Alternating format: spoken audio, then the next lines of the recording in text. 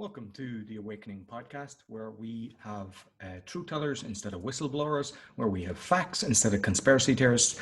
And today, my guest is actually in the same city as myself. Mateusz, please welcome to the show. Hello, everybody. It's a big pleasure to be with you today. Thank you, Roy, for inviting me. No problem. So you might tell the audience what your journey is. Okay, so let's say the first step of my journey, like why we are here. I think this is the biggest reason it's worth to discuss. Like I'm a emotional intelligence trainer and researcher, and like let's say my personal mission, and it's connected very much to the professional vision, is to boost personal consciousness, self-consciousness, consciousness about your emotions, your personal meaning, values, and identity. And like as we discussed, it's very connected to boost the global consciousness, because when you're discovering what's inside of you, who you really are, not the facades which were created by society, even your parents, it's helping you to understand like where you would like to go and how you'd like to influence in the different areas in the world, in your environment. And like, how did you get into the studies? Like, let's be honest, I think this is a pretty history of a lot of people. Like I started in the corporate world. I was corporate trainer, domain trainer. I was implementing SAP around the world. And but I felt this is not my thing, because like I love to interact with the people. But at the end, it was typically technological stuff. Come on, what's SAP to the people that don't know? What's SAP? Like, there's somebody who doesn't know. I'm joking. Yes, SAP, it's like a system which can be introduced for some online shopping, purchasing, helping like in a big organization to, let's say, standardize different kind of processes. Okay. So that was like pretty technological thing. But the thing which was exciting me the most is to be with the people, like to be in touch with the different people, to interact, to create this festival of energy, to meet challenges, and to help them to go through the change, because pretty often the system was implemented in some areas where they was using some old system, 20 different systems, and boom, one day, and there's one new. So that was pretty challenging. But I felt that, let's say, this part of corporate world, it's not like what is written inside of me, and I start to follow it. And I start the journey within the soft skills trainings, like typically art of presentation trainings. But still in this area, I felt that there's something more, and I start to dig, and I discover the outstanding world of emotional intelligence, because like every single one of us has an access to the more or less to the affective world, emotional world. And when you will, let's say, embrace the way how you are with this emotional aspect, it's like you gain completely new perspective in your life, new quality of your life.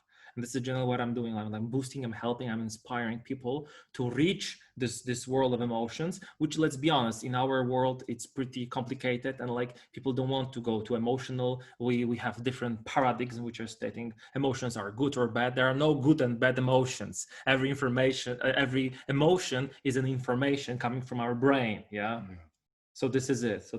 Like today, I'm really close to my personal mission vision, and it's to help people to develop themselves, to experience the self-discovery inside of them, and by this to boost as well this global consciousness about themselves, about the world environment, and break this painful paradigms where they are born with.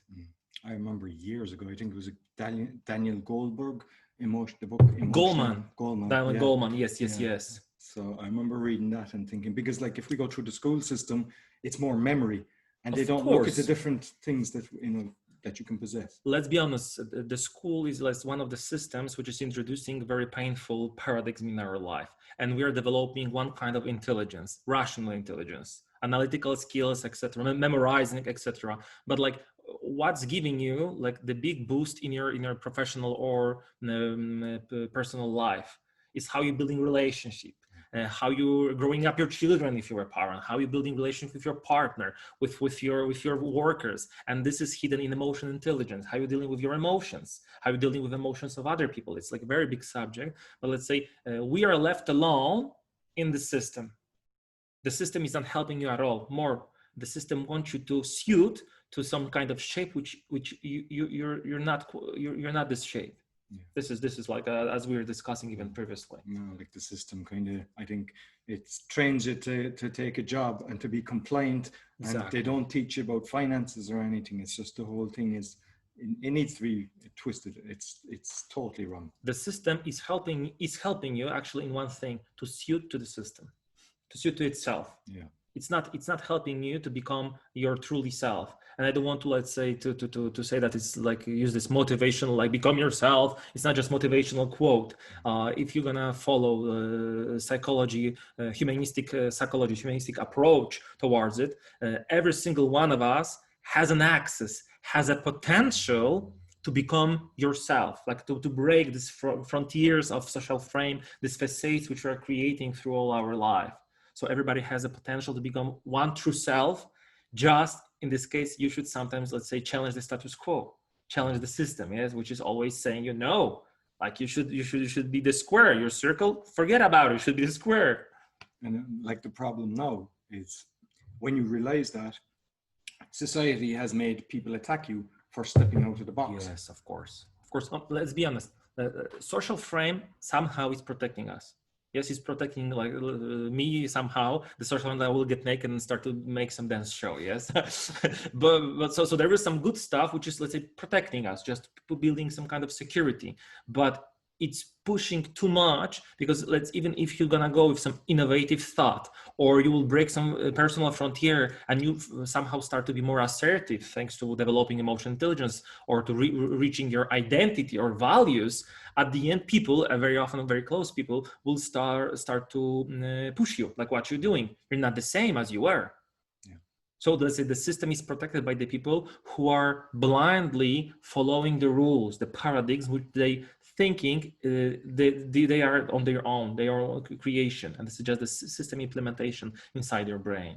Yeah, and like what I'm finding is, obviously I'm stepping outside of the box, I'm exposing a lot of corruption, and a lot of people, they're afraid to even post something on Facebook, they're afraid to but they come up to me and they're on board, but they're afraid of what other people will think, so they don't want to post something. It's one like of the main things which is blocking people, what other will think about me. This again, social frame, the closest one. Oh no, it will make me, they will laugh from me and different stuff. So, but this is one of the, let's say, protections of the system, how the people are behaving in this. Yes, but the moment, this is why for me, the self-discovery is so important, so crucial. The moment when you're reaching the true self, you're reaching your values, your personal meaning, you start to watch the world differently.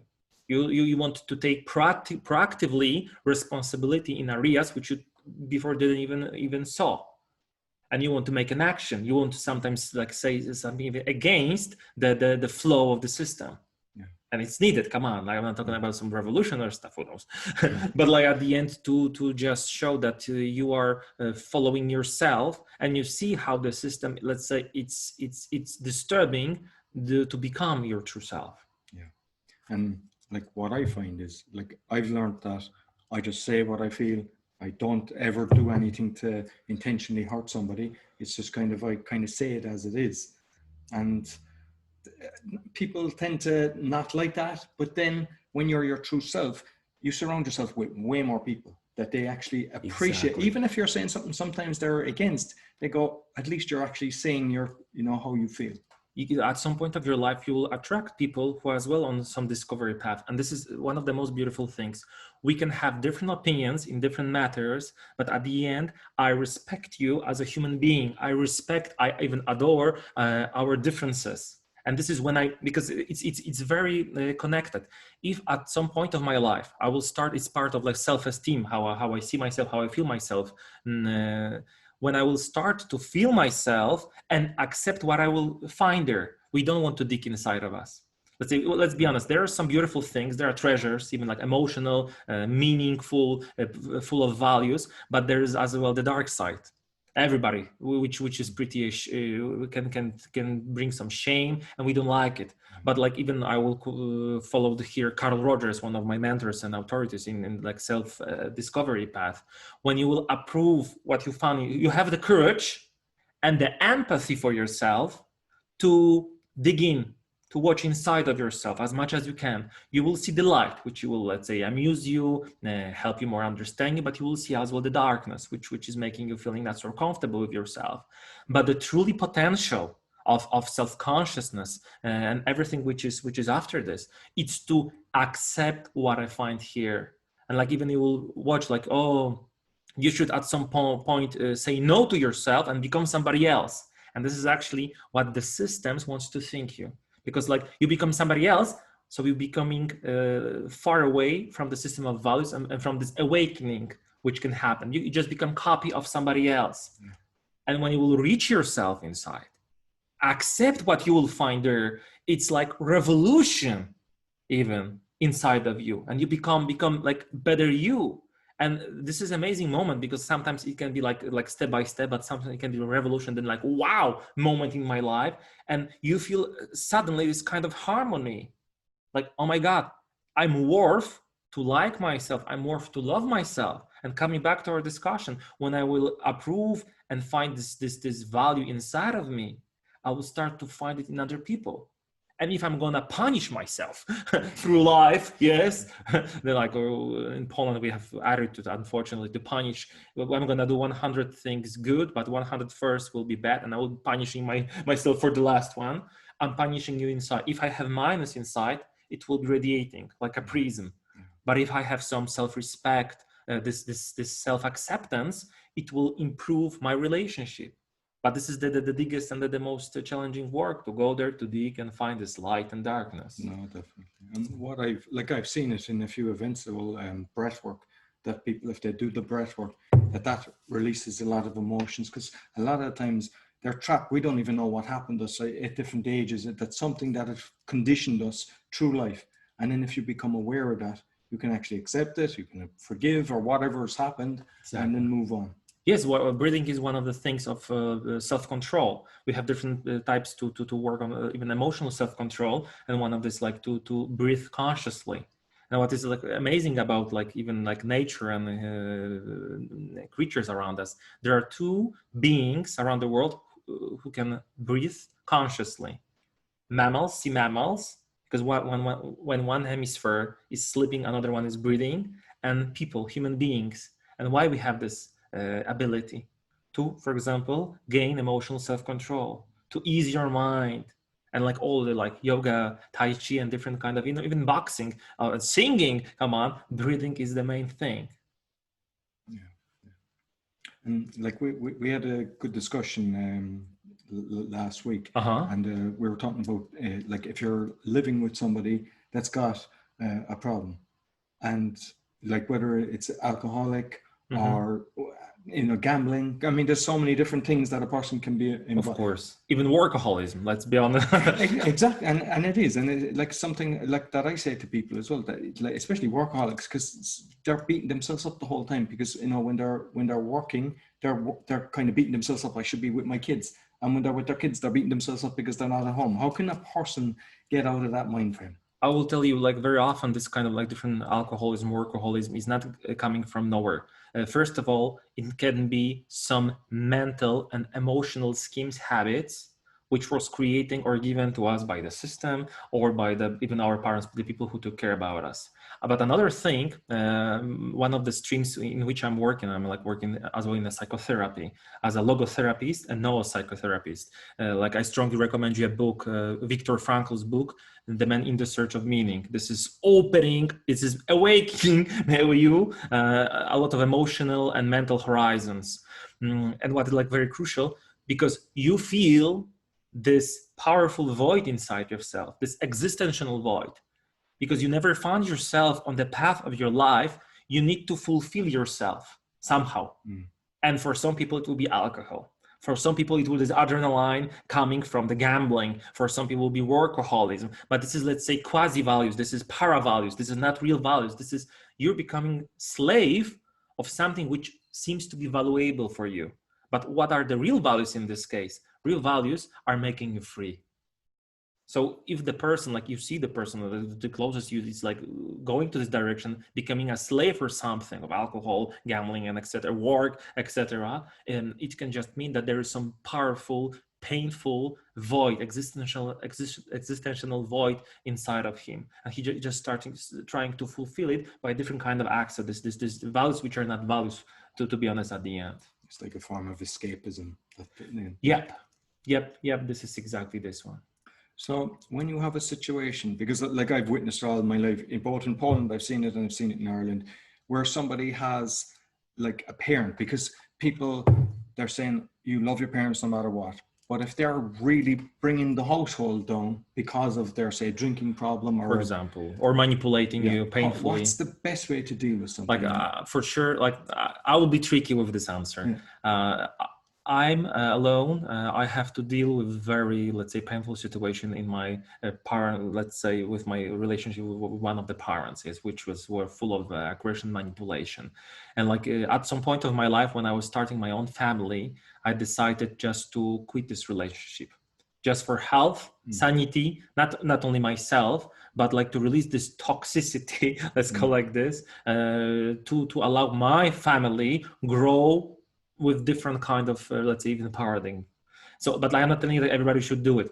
And the question is not what you should do, but who you should become to manage with this. And even if you decide to go to this relationship, which is pretty painful to you, like your partner can be manipulative, can be very toxic, whatever, yes. But if you decide even to continue to be in this relationship, I strongly recommend you to do it consciously, to choose to be. If you like to do like metaphor from Bible, you would like to hold this cross or this crown, yes, do it consciously, because you have this feeling that you have power to choose, and it's changing the quality of your life dramatically. So don't ask yourself what I should do, because very often you wouldn't find it. Don't try to follow some guidelines or golden advices of other people, because it won't lead you. You cannot live, experience your life, your emotions, your dynamic life in dynamic circumstances. You should go to the direction of who I should become to manage to deal with this toxic relationship. Maybe at some point you will decide that like who I should become will help me to relieve, let it go, yes, even. But choose consciously, choose your attitude in the circumstances which you cannot change pretty often. And I think that, because I mean, obviously we've all witnessed how a person reacts. So sometimes people start screaming, they lose their emotion, which doesn't help the situation. They just lose control. And I think if you can be kind of calm within, you can adjust the situation a lot better. And when the person kind of sees that, there's a better chance that you can help them towards recovery. Of course, exactly. But like what's again something amazing, like you can follow the self-control, emotional self-control techniques, like to breathe, to work on your mental narrations, mental internal dialogue. But at the end, if you have this inner peace with yourself, because finally you approve who you are, what's inside of me, this darkness and light, which we already discussed, you find like nobody can touch me, because I'm fine with myself. You can even criticize me on the identity level, which is can be so painful. Like, come on, you hear from your partner, your wife, your husband, your child, your parents, something so painful that it's just like destroying you. But if you're in inner peace with yourself, you like yourself, you love yourself, you appreciate yourself, you're bulletproof. You're just bulletproof. Like there was one thing, because my child was young when we separated, and it wasn't nice at the start, and from both directions. I mean, I wasn't in control, and my ex-partner was in control. But what I started to do was, I said, okay, I'm only going to look at the positive sides, the things that I like in it. And once you kind of open that glass, instead of, because you can constantly find fault in anyone, and if that's what you're doing, your topic of conversation becomes that. Whereas if you reverse it, like we have a situation now where we haven't had an argument in 2 or 4 years. We just get on so well, and you wouldn't think it was possible. And like I see a lot of people, they use the children like a pawn, where they're bad mouthing one of the parents to the other, and it hurts when I see something like that. And like they're really damaging the child, because the child is absorbing like everything, taking everything. But like you even like you're already, let's say, described the process that it hurts you, but you're able to see some kind of even behavior of parents, and let's say you don't like it. It means that you have awareness that there's something not good in this. You have already, let's say, this part of consciousness. Oh my God, I wouldn't like to do it with my child. And very often, let's say, you see some pretty drastic situation, and for a lot of parents, it's just like, yeah, I'm doing the same. It's fine. There's nothing bad with it. The child should listen to me all the time. And from where this paradigm is coming? Because let's say the systems, again, coming back to the global awakening, the systems want you to think that you should always listen, follow the orders. And listen, who you like? I will ask you on this question: who you would like your son to become? A person who's following orders of everybody because you're, let's say, measuring him and changing him all the time, or you'd like to create an individual, extraordinary unity, which will have his own mindset, his own consciousness. He can challenge the status quo. Who do we'd like to? I'm a father of two as well, of small, and it's not easy. Let's be honest, it's not easy always to give this personal space. But who you would like to create? Yes, because you're a creator, and sometimes just to give this space. Exactly. Is growing the self-consciousness, this discovery. For some part of my life, I was thinking, now we're talking about parenthood. For some point, as a parent, I was thinking that like, I want my babies, my children to become better version of me. But there was a moment I was, whoa, stop. Because in this particular moment, I'm already judging them. I'm already putting them in my shoes, and come on, they're not me. They individual, beautiful creatures. So I should, which is as well very challenging, rise them in such an environment with such a my attitude. Yes, working on my attitude to give them space to become themselves. Because when they will become themselves, they will be happy. And I think this is the role of every parent. No, exactly. And we actually discussed it the last day that when my daughter was deciding what she wanted to do in college, I was kind of saying, do business. And she wanted to be a teacher. And I actually I had to kind of step back and go, this is her life. She wants to be happy. And I see how much she adores being around children. And she's happy. And she's happy. And the world needs teachers. So she is extremely happy. You know, whereas I was kind of, my ego was getting in the way. And it was me trying to make it better, what I believed, a better life. But at the end of the day, a better life for her is what she wants. Exactly. And like, but let's say this is such a small percentage of parents, because like at some point you live your life, you have your experiences, and at some point you can think that I know what's better for my child. But come on, and you will push this child to do this, to do that, to go to this school, to choose such a university, blah blah blah. And at the end, are you 100% sure that what you choose for your child will be the best investment? Come on, we are living in such a crazy and dynamic environment. There was coronavirus and global quarantine, yes, and some of the jobs just disappeared. Some people lost their jobs.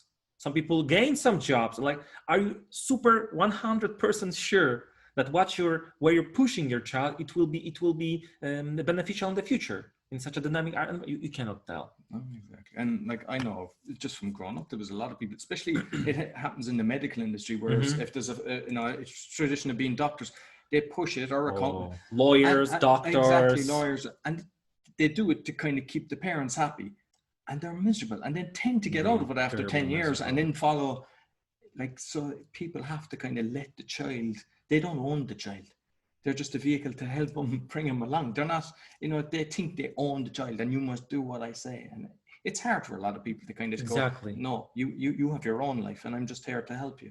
But it's like what you're just telling right now is like one of the most difficult things, because at some point you should accept who you are. We are coming back to the self-acceptance point. You're accepting who you are, and in this particular moment, you allow your child to become him true self. Yeah. This is just working like this. And like funny that you mentioned like this miserable life, because this miserable life is not just like I'm somehow unhappy, I'm somehow happy. This existential void, which is leading to depression, which we are working in let's say, for example, in logotherapy.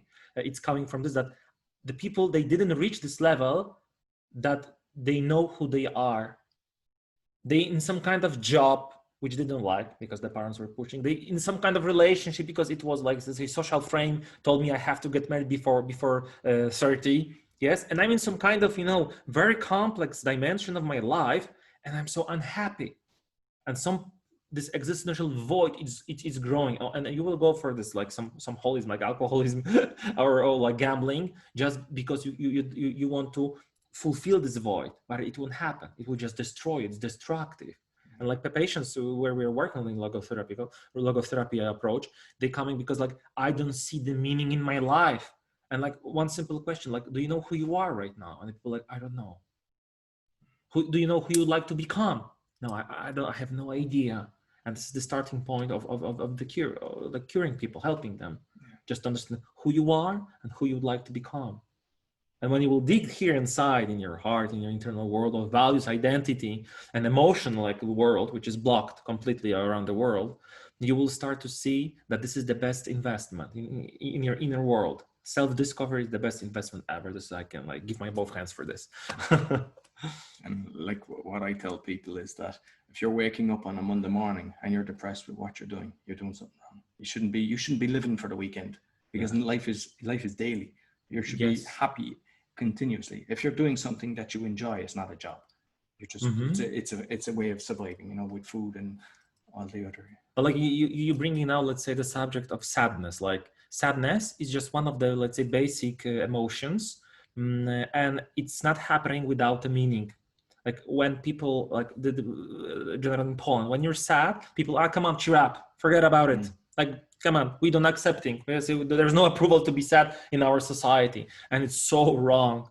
Because sadness, as we told in the beginning, this is information that something's wrong.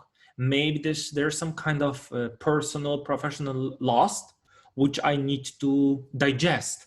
If I'm just gonna dig with some rationalism, with some daily activities, believe me or not, it will stay there. It's like some kind of cadaver that you're trying to dig, but at the end it will become some kind of zombie which will be eating you from inside. And more the zombies, more the rocks in your backpack, it will be just making your life more difficult. And one day you can, for example, wake up with depression. And because now the people can think like, oh, okay, it's so easy. So what you do with your sadness, you should experience it. You shouldn't judge it. You shouldn't put rationalism on it. Sometimes, let's say, if sadness is a person, you should invite him, her for tea to the table, have a conversation. And believe me or not, sometimes like 5 minutes, 1 hour, 1 day of being sad, it's better because you're not digging this demons inside of you. And sadness can tell you that you're not in the particular moment of your life where you would like to be. In sadness, emotional pain and emotional suffering, you can find your personal meaning, your existential meaning. So look how the sadness is important. But what we're doing with sadness, you shouldn't be sad. Dig it. Come on, cheer up, go for a beer, forget about it.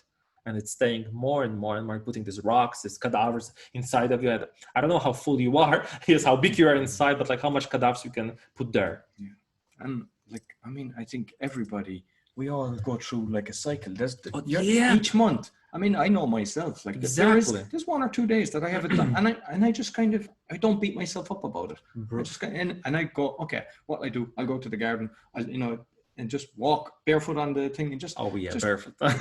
just embrace it, but not to be beating yourself up. And like even say with my child, I see the one day he just has a down day, and I see it with everybody. And it's just, I don't beat him up and go, be happy, and just let him have his kind of mood. And just on how reacting from emotions. Well, I remember when he was younger, I was collecting him from the kindergarten, and when I'd bring him, he'd fall asleep, and then I'd bring him and he was so nasty, and it used to annoy me. And like, I was like, go into your room, and then I realized he's just tired.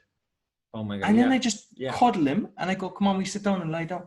And he's grand full of energy again. And done. So it was my fault for my reaction, thinking that there was something wrong with him. And I see that with a lot of kids, because you even see them wiping the eyes. There's little triggers that the child is tired. And the parent's reaction is getting aggressive, which in turn makes the child fight back. Crazy cycle. And just if you're just aware of everything you're doing and go, okay, yeah, and put your hand up.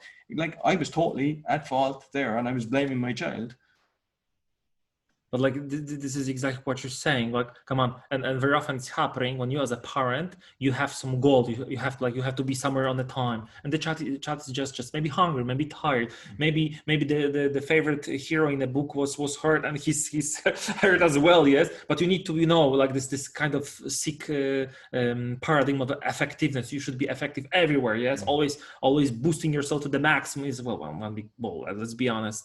And it's very painful for the others. And this is what you're saying, like pretty often, like as well, parental example, my daughter will hurt herself, or they do something, or there's some misunderstanding on a play yard, and she's coming, and you will just embrace her as she is in this particular emotional statement. You will like mental, emotionally give her space to experience the sadness, anger, whatever it is. Very often after 5 minutes, she's recharged and she's fully happy again, child. Yes. But we're not allowing ourselves to feel emotions. So how we can allow other people to feel different kind of emotions? And you mentioned anger. Do you know what means like that you're angry? What kind of information it's giving? Very, very powerful. It's good to be angry because it's showing you that somebody's touching your personal frontier. It can be mental frontier. Yes, somebody is like telling you stuff which is hurting you. It can be some kind of even physical frontier. Yes, sometimes you should get angry. You shouldn't get say, as I told, anger is like one of the informations. You shouldn't get overwhelmed by this because it's just making you blind. Like every euphoric, love, lust, anger, fear, crazy fear, everything is making you blind. It's turning off the frontal cortex. You're becoming blind. You became more stupid generally. Yeah. So you shouldn't, let's say, allow so much to emotions to control you, but you should be aware why they are coming to me, why this anger came to me. Maybe this is some emotional scheme from the past, from my parents, which is just destroying my life. Or maybe this particular person is pushing me too much and I don't like it at work, at home. So this is crazy important, but this is a very beautiful example which you mentioned. Yeah, they're looking for the triggers, and sometimes they're trying to pull the trigger that you'll react. Yep. And if you can, sometimes it might, if you're in a relationship, sometimes it might mean, okay, I'm going for a walk and just getting out and just, that you're angry and you want to retaliate, but if you can control that, suppress that, and just because you've acknowledged it. Exactly. Instead of spiraling something like a tennis match. And burn all the bridges which you build, relationship bridges. And this is like one of the things you just said about the anger management, because we have some strange paradigm that we should resolve the issue, the problem right here, right now. I'm so crazy, angry, you're angry, and we'll be resolving problems. Fantastic. We're both blind, let's say, and we'll be playing chess. Let's say like this. Let's resolve the problem. And this is it. You can always, like some maybe tips and tricks, emotional tips and tricks. You can always change the space and the time. Don't answer this email right away. Don't scream on somebody. Give yourself space and time. Sometimes maybe even like 15 minutes to discuss with a friend, or to go for a walk, bear walk on the grass. It's fantastic to breathe deeply, just to change the perspective. Listen to some music which put different waves, vibes in you, will make you understand that this was irrational anger, some scheme, some trigger which is coming from something like even childhood. Or maybe you will understand, no, I get angry because he pushed me too much. You will understand that emotion is an information, very, very valuable. Yeah, and like you mentioned about the emails, because like that has happened so many times. Yeah. And I get an email from someone, and that they're coming from a place of anger, and you can easily spiral it, and you might even write it out. Oh yeah, or text message to your beloved one. Don't press it, and then just go away. And maybe look at it next day, and when you look at it, you go, "Good job, I didn't send it." Good Lord, I didn't send it. Yeah, because your emotions are, you're triggered. Something's after coming up that's after, like you're saying, blind, and you're ready to go. If you can step back from that, and then by responding nice, but in a kind of assertive way that you're not being abused, right? You can totally switch a situation that you could have just ended a business relationship or anything like that just by a reaction that you give. Yes, and like what you're describing, I would like to make a point here as well. Because like it's possible, every single human being has a potential to feel the space between the trigger and the reaction. For a lot of people who's going like automates through life, it's like trigger, action, and they don't understand that there is a space to choose your attitude towards circumstances. Yes, and this is something outstanding. Like for every single person who felt this in like that, some situation, even some drama happening in your life, but in this particular moment you were able to choose your attitude, and your action followed by the attitude at the end.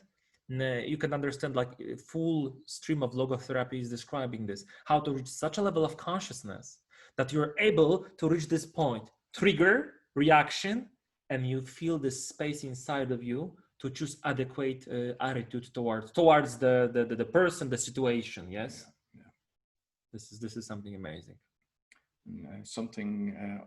I had an interview yesterday where I was a guest on another podcast, because people that are kind of, let's call them game changers, are trying to expose the corruption, the truth tellers, I call them. You have plenty of people attacking them. People that wouldn't Of even course. comment on their picture of their kids or anything, all of a sudden they're given their full abuse. Yeah. Trolls. And my advice to the part is don't engage. If it's really nasty, that you report it and delete. And like, because I have seen, I think it was the Tim Ferriss book, he mentions that there's like 10% of people that are going to be attacking, and you can kind of switch the 8%. Yep. Exactly. This is like innovation theory, if I'm correct. Like there's just part of bugglers, so like I forget the name about them, which will be just attacking you because this is their lifestyle. Yeah. There's the 10% which will always appear in your audience just to attack you, to put some bad emotion, bad vibes in you. Yep. And like, I believe you're better off not trying to convert them. I believe that you keep your energy positive and drive forward, and just park them. You either delete them or you just ignore. And it's happened to me. There was like people, you know, at high level were commenting when I was exposing some of the stuff, and they're saying, "What are you doing?" And I just ignore them. And I tell people to do the same, because I think it can affect you. Because I remember I was shocked at the time, thinking, that's strange. I wasn't expecting him to be attacking me. And I think the best thing is I didn't respond, because I know if I responded, it would have been just a negative match, and then you have other people joining in. Exactly. This is it. Once I was, let's say, I can call like this, because I'm as well a challenging status quo. I'm writing things which for people are unapprovable and unacceptable. Like how emotions are good? No, this is bull. And there's a lot of people who just following this paradigm which they were born. And like once I was a victim of very powerful hate speech. Because like when you're challenging status quo, you have this courage to challenge the status quo. People will appreciate, because you're trying, let's say, to somehow destroy their sense of security. Yes, and they want to attack you just to feel better with themselves as they are in this particular moment of their life. And I remember, let's say, it was very powerful, because I felt there was such a loud vibes in this comment. Come on, I'm sitting at my home. I'm like writing some content, creating some powerful content. Somebody writing, and you're reading this, and you have impression that the cannonball just hit you like through your stomach, and this is like this point, like, oh my God, this is the hate speech. The hate speech is crazy powerful. It's pushing people to do very bad things, to depression, like as a result of actors, celebrities who, let's say, when they're experiencing this and trying to, let's say, work, convert these people, they're just losing their energy and losing themselves in it, losing the self-esteem. But what is crucial, for example, from the emotional intelligence perspective, when you're developing your self-consciousness, emotional self-regulation, and finally emotional self-control, you're working finally on your self-esteem, and any kind of hate speech cannot reach you, because as we discussed, you're bulletproof. Yeah. You just understand this is the hate speech. Like, you won't touch me. You want to like to put me in the mud so much, but you won't touch me. I'm bulletproof. My inner peace is more powerful than your words. Yeah. And like what I do sometimes is I feel that I'm wondering where they're coming from, because they have pain. Because if you're happy, you don't write horrible things. Yes. So there is pain from inside. So I just kind of acknowledge, okay, he might have been abused, he might have been whatever, because there's so many different things. You don't know the person. You don't know. So I just kind of acknowledge it and go, okay, this person is hurting. And I just kind of drive on and let them park in there, and hopefully they'll come out of it, or, you know, that they'll. And I will make reference to emotional intelligence. When you have some emotional pain, emotional trauma from your past life, or experiencing in some social context some drama, and you're not digesting it, even with some specialists like psychotherapists, yes, you're not looking for help, you just have this rotten potatoes inside of you, just dealing with them, it will be radiating by your very painful and negative behaviors with other people. If I'm trying consciously to hurt you, it means like I'm like, as you said, I'm hurt enough inside of me, and I need this toxic environment to release, because my self-esteem is so low. So if I'm gonna box you a little bit, I will feel better. So like this is gonna be some kind of like internal even information feedback for you. If you're making other people lives painful, you're hurting other people, and you receive such a feedback. Let's say don't try to change these people. Like dig inside of you. Maybe there's some pain from the past or from the actual social relationship context, which is making giving you this pain. Yeah. So this is it. And like the other thing then is, we all have our belief system from growing up. Yes. And everybody, like, I now question everything. I question, why have I such a belief? because we've been conditioned from schools, from parents, from everyone. And everybody thinks they're right. So they're all pumping you with all their belief system. So then you kind of have your thoughts, but the reality is a lot of them weren't your thoughts. They were forced on you. And then you have to reevaluate, why am I thinking this way? This is it. And just kind of take the layers off and try to this is a very nice metaphor, to take these layers off, and which can be very painful because you can have impression that it's connected to your personality and the identity, because they're the two different things, let's say connected, but two different things. It can be very painful to take out these layers. And like in the same time, but like when you finally discover, oh my God, there is true me. There is like, I don't know what is this, but this is true me. And like this is something amazing about, let's say, when you will start to follow your road, your path, and you will hear once in your life the calling of your path, you will be never ever able to stop to hear it.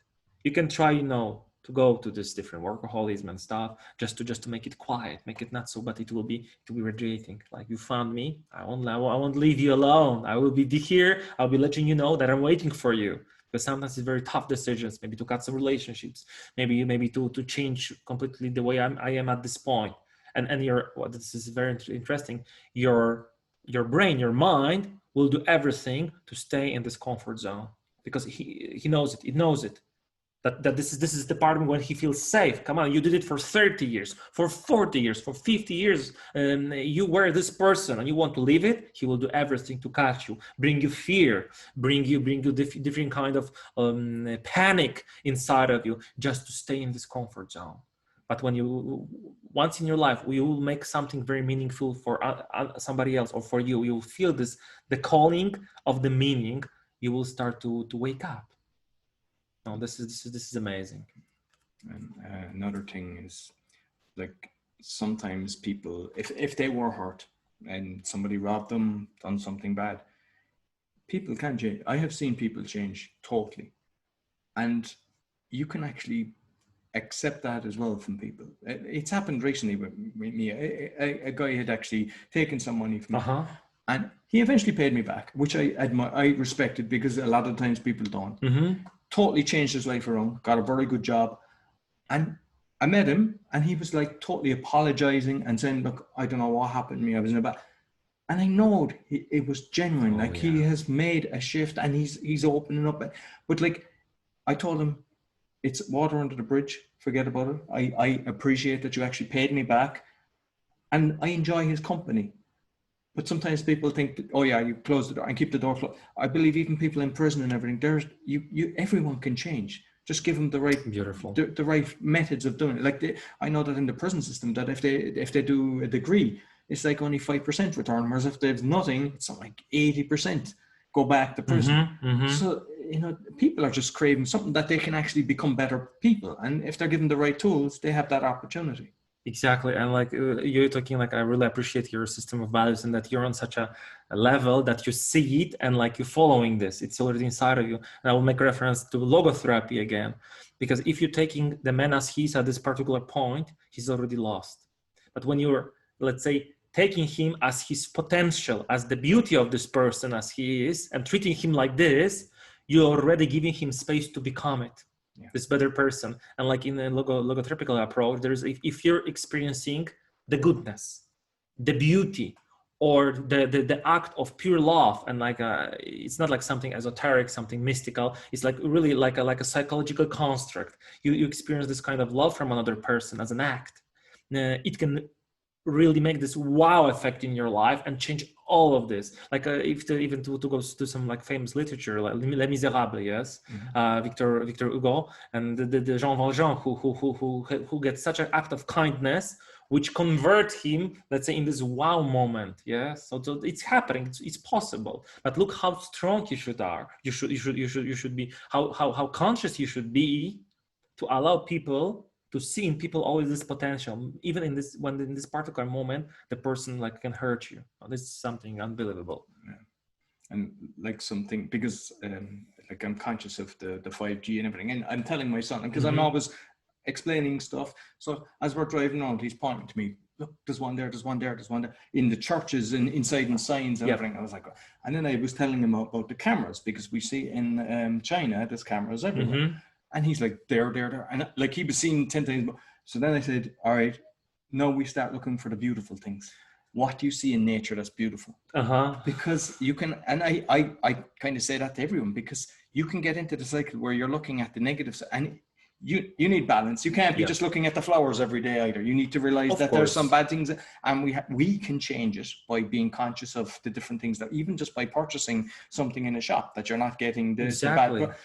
But I think you need the yin yang in everything. You're calling yin and yang, and I will call it healthy tension on different kind of on spiritual, emotional, mental, and physical level. You need this healthy tensions, because, for example, life push you too hard, you get sick, or you lost everything. So in this particular moment, like, you should take care about yourself. You should love, appreciate yourself more. But for example, you're experiencing wealth.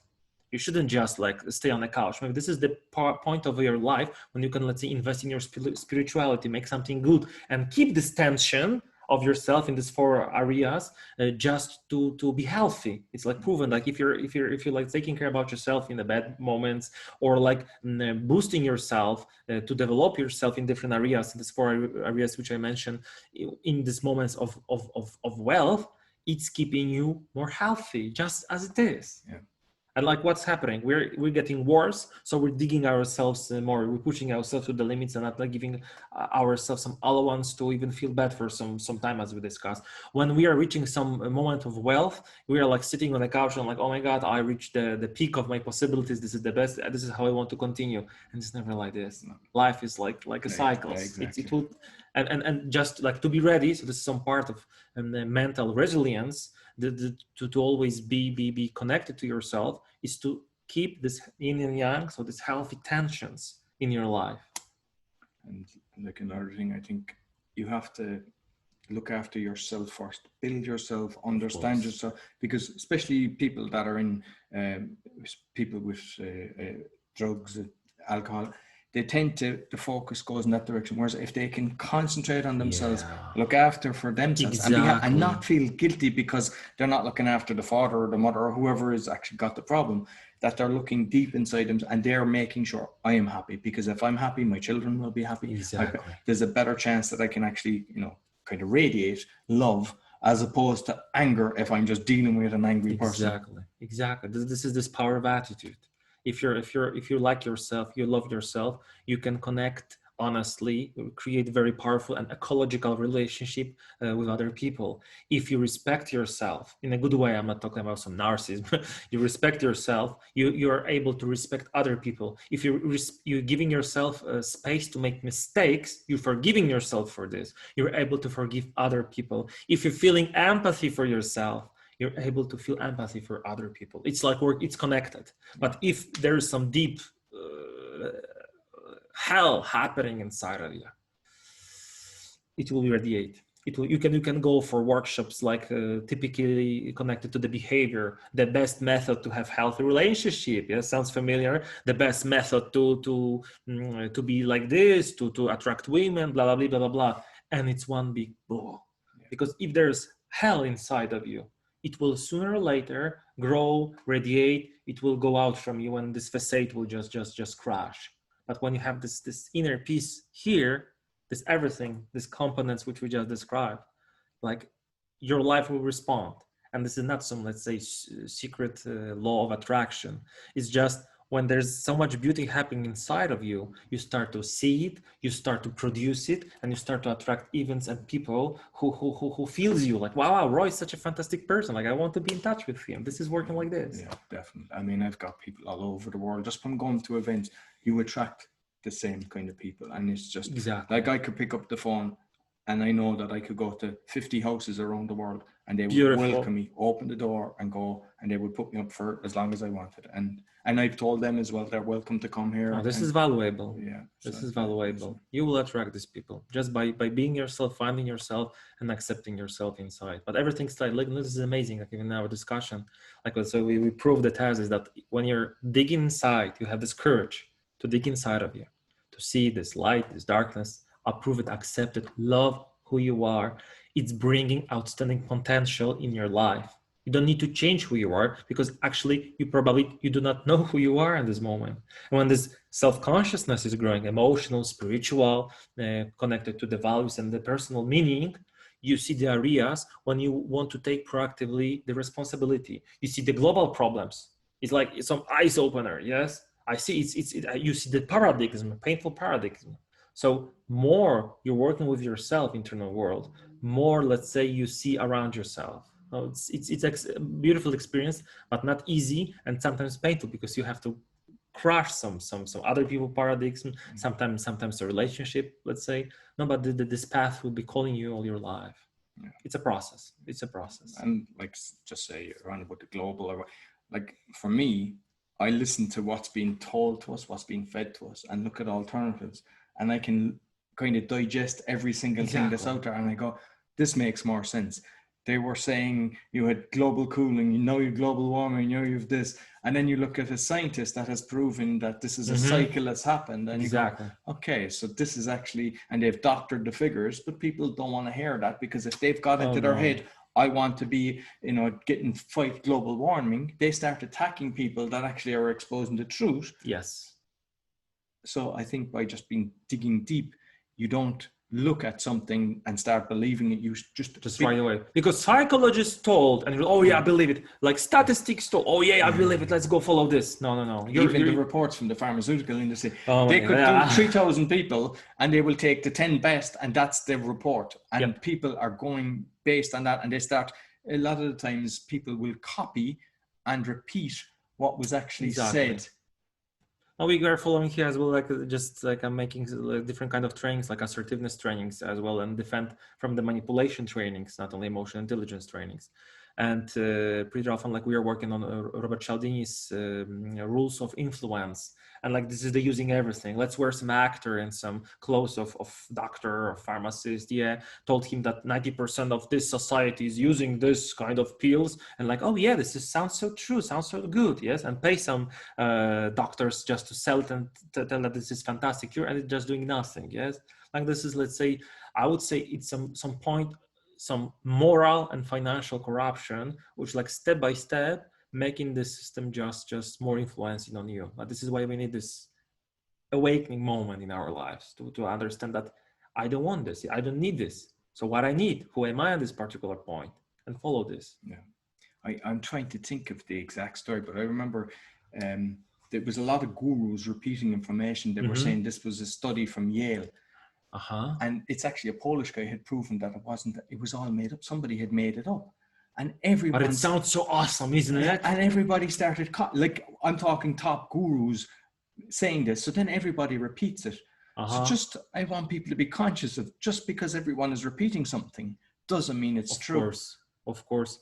And what is the truth? Something what is, let's say, true for one person can be completely opposite for you, because it's such a subjective construct, the truth. Yes. So you should challenge the status quo. But with let's say, very low self-consciousness, you cannot. You're just following the road, like a train who has like bus stops. You're not like a autonomic car or whatever, which can, let's say, choose the destination. You're always following this. Yes. No, but this moment of awakening is amazing. I think every single one of us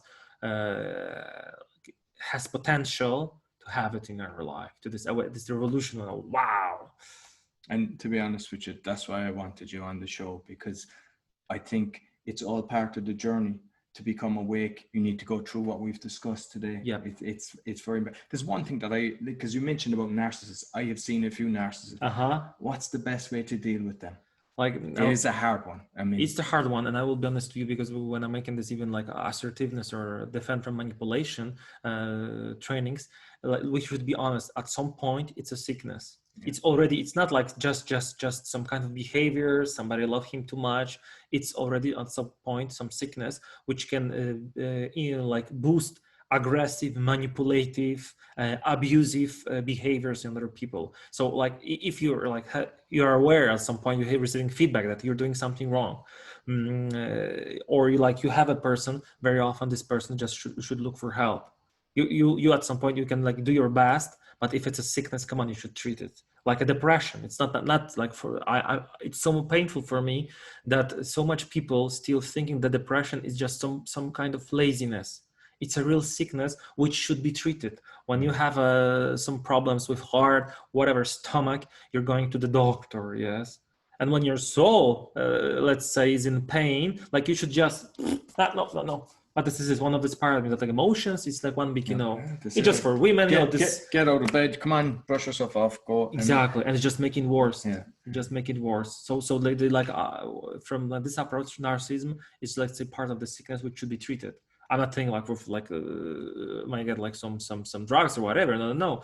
But like to go to the specialist, to the expert, who will first of all diagnose it, because it can be narcissism, but it can be, for example, some kind of mechanism, self-defense mechanism from the past, because somebody has trauma. It's so diverse. Even like when talking about depression, it can have so much different paths to it. Yeah. So like you should be asking questions, looking. And like the final goal should be like you should like respect yourself in all of this as a person or as an expert psychotherapist, but as well the main goal, the main intention, to find the best way to help this person, not to sell something, not to introduce something because it's valuable from financial or for different influencing perspective, but to help people, to spread the goodness. And my God, it's a life changer. Listen, it's been wonderful. Wow, I'm excited as well after this. So how can people get in contact with you? I will leave my credentials under your podcast. I have my webpage. I'm available as well on LinkedIn, and I'm like constantly making different kind of posts, things which can, let's say, dig into the subjects, like into emotional intelligence, identity, and finally meaning and value. So if some of you're interested, or let's say you felt, wow, this is for me, I'll be more than happy to get contact with you and like to start this journey, maybe even together. Brilliant. So fantastic. Thank you very much. Great pleasure to be here. Thank you, guys. So that's all for today. You'll find all our episodes on awakeningpodcast.org. Until next week, take care. Take care.